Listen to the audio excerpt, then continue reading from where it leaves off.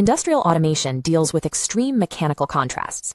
On one end of the spectrum, you have massive centrifugal water pumps, moving thousands of gallons of fluid. On the other, hyper-fast robotic packaging spindles that must move and stop with rigid, immediate precision.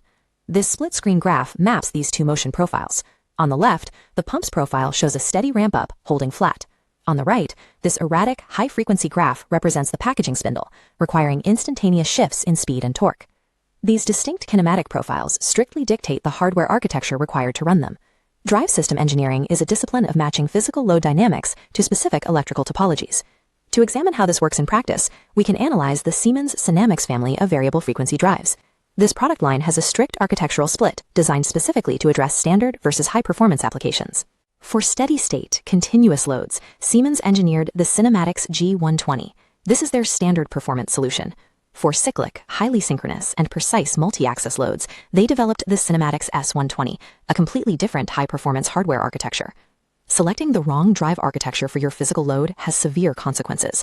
You will either over-engineer the system and waste capital, or you will experience mechanical synchronization failures. Understanding this selection process requires us to deconstruct how differing requirements for control intelligence and power distribution force a complete divergence in drive architecture. Standard industrial applications include pumps, fans, compressors, and basic conveyors. Their primary operational goal is maintaining steady-state speed and torque stability over long durations. Look at the physical SINAMICS G120 unit on the left. It utilizes a modular but unified, all-in-one chassis designed for standalone operation. This diagram illustrates the G120's decentralized AC-AC architecture. The drive takes grid alternating current, converts it internally, and immediately inverts it back for a single connected motor. A local control unit snaps directly onto the power module, processing commands exclusively for that specific drive. This architecture primarily operates in VF control mode for basic tasks. Voltage frequency control is a method that varies the voltage and frequency proportionally to manage motor speed without needing a mechanical feedback sensor. For slightly more demanding continuous flow operations, the G120 utilizes standard vector control. Vector control is a mathematical strategy that independently manages the magnetic flux and torque-producing currents to maintain precise motor operation, regardless of load fluctuations. This electrical topology pairs perfectly with robust asynchronous standard induction motors, like the SINAMICS GP or SD lines. Engineers frequently pair this system with geared motors as well, to provide the high torque and low speed required for continuous material conveyance. Because microsecond positioning is unnecessary in continuous flow, the hardware remains economical, highly reliable, and easy to deploy. The G120's unified AC-AC architecture succeeds because its decentralized design perfectly matches the predictable, isolated demands of continuous material movement. High-performance industrial tasks present a completely different set of physical demands. Consider a multi-station commercial printing press, feeding paper through rapidly spinning rollers. These machines operate using multiple separate axes of motion that must move in perfect angular synchronism, requiring highly dynamic, immediate position control. What happens if we coordinate 10 coupled axes using 10 individual AC-AC standard drives, daisy-chained across a standard field bus? The first failure point is network latency, the physical time delay for data to travel between separate controllers. These microsecond delays prevent precise output synchronization. This latency causes the motors to drift out of alignment, resulting in mechanical binding. The second failure point is isolated power loops. Watch the two highlighted drives.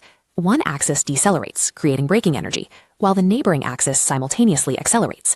In an isolated AC to AC system, that generated braking energy cannot be shared with the accelerating drive next to it.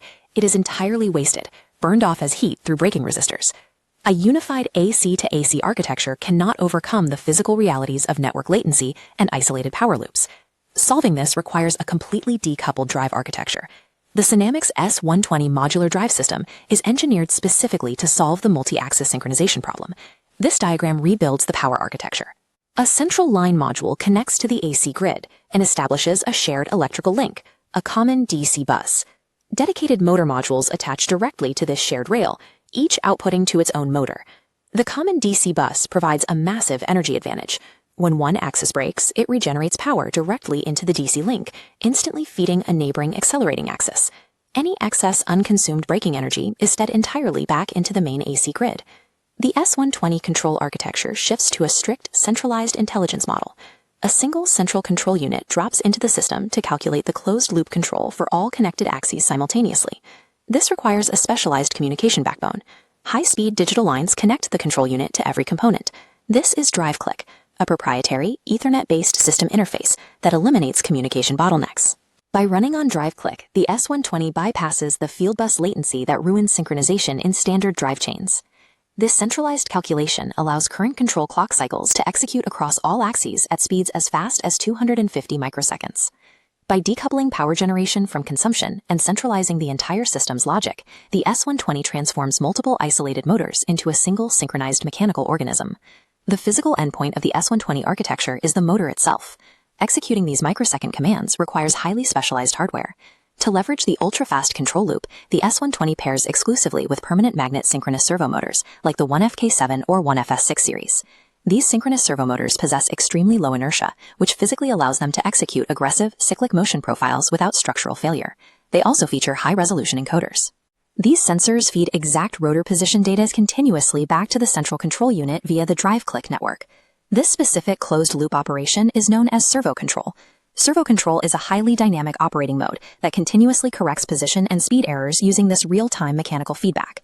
This side-by-side summary matrix visualizes the divergence between the two systems we've analyzed. On the left, the G120 handles continuous flow using single-axis AC-AC power, local control, standard induction motors, and vector control. On the right, the S120 solves cyclic multi-axis tasks using a shared common DC bus, centralized DriveClick control, synchronous servo motors, and servo control. The electrical layout of a variable frequency drive is a direct reflection of the physical kinematics it commands. Matching the correct Siemens drive architecture to your specific load dynamics is the absolute foundational step in engineering efficient, reliable industrial automation. Subscribe for more deep dives into industrial engineering. Thanks for watching and grow every day with just a bit of information. Like and subscribe for more content and learning.